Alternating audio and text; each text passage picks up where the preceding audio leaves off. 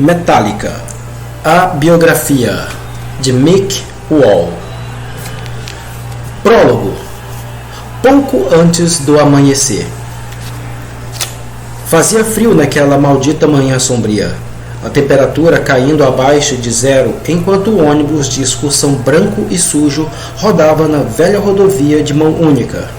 Era fim de setembro, mas na Suécia, onde o sol nunca dorme no verão, as noites já voltavam a ficar longas. Em breve, cairiam nevascas pesadas e a escuridão duraria 24 horas, formando aquele desolador período em pleno inverno em que as taxas nacionais de homicídio sobem, junto com o consumo de drogas e álcool. Por ora, contudo, a estrada à frente estava limpa. Realmente fazia frio e estava escuro, mas não chovia havia dias, e o chão debaixo das rodas do veículo estava seco como ossos velhos. Somente o motorista estava acordado, ao menos foi o que ele disse depois.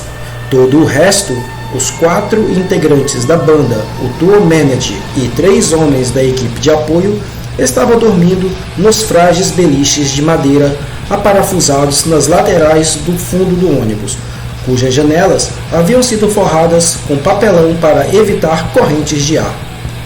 O ônibus, um modelo inglês com volante no lado direito, não era o ideal para longas jornadas noturnas por estradas fora da Inglaterra, onde o tráfego fluía à direita, não à esquerda.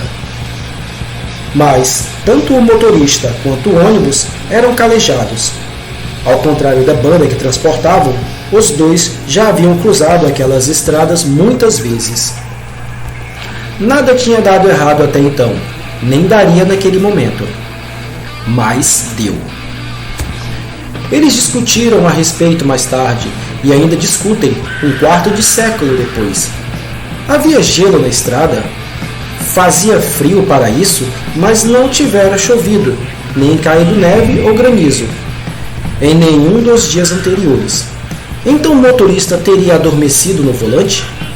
Estaria bêbado ou, quem sabe, chapado? Se fosse assim, por que a polícia que o prendeu no local o liberou em seguida, sem nenhuma acusação?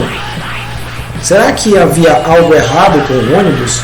Novamente, os peritos afirmaram que não. Quando examinaram as ferragens, não encontraram nenhum problema mecânico. A única coisa que todos sabiam era que o ônibus enfrentou dificuldades depois que a estrada fez uma leve curva à esquerda, e que o motorista, sentado à direita, percebeu isso quando o ônibus derrapou e invadiu o acostamento de cascalho, as rodas do lado direito deslizando na estrada. Completamente alerta naquele momento, os olhos arregalados, o motorista girou o volante com tudo para a esquerda, tentando levar o ônibus de volta à estrada. Por um instante, julgou ter conseguido, mas a traseira derrapou para a direita e as enormes rodas de trás também deixaram a estrada e começaram a sacolejar na terra. Em pânico, o motorista lutou para controlar a situação. Não adiantou. As pessoas acordavam no fundo, caindo dos beliches aos gritos. O ônibus continuava derrapando e sacudindo. Em questão de segundos, o veículo rodou, ficando totalmente na contramão, e suas rodas, por fim, pararam ao bater com tudo contra o meio-fio do outro lado da estrada. Ouviram-se barulhos de vidro quebrando, mais gritos, súplicas, e então se deu o momento mais aterrador.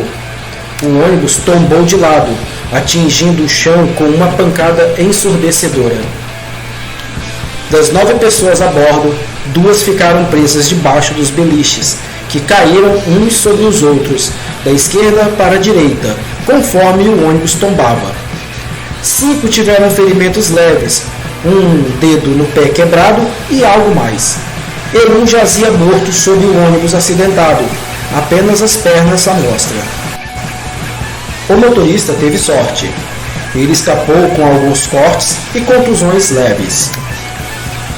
O sol estava prestes a nascer, mas ainda estava escuro, um frio de congelar.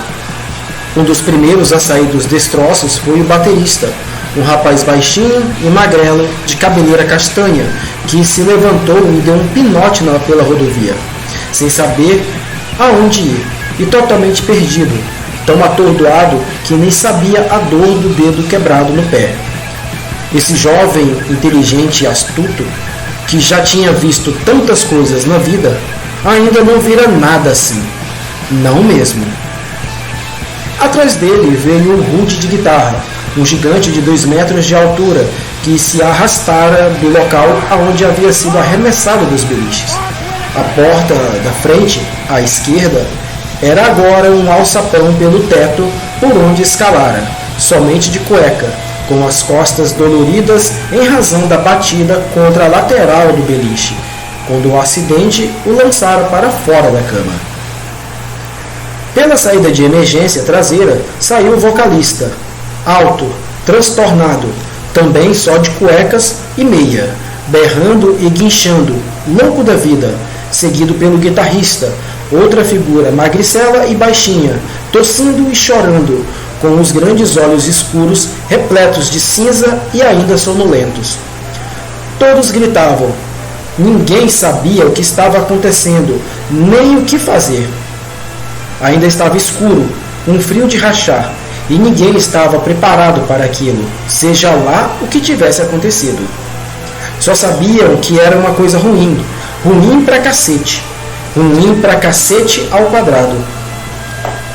Quando o segundo ônibus trazendo o resto da equipe apareceu 1 hora depois, a primeira das 7 ambulâncias também já havia chegado, mas somente o tour manager parecia entender o que realmente acontecera.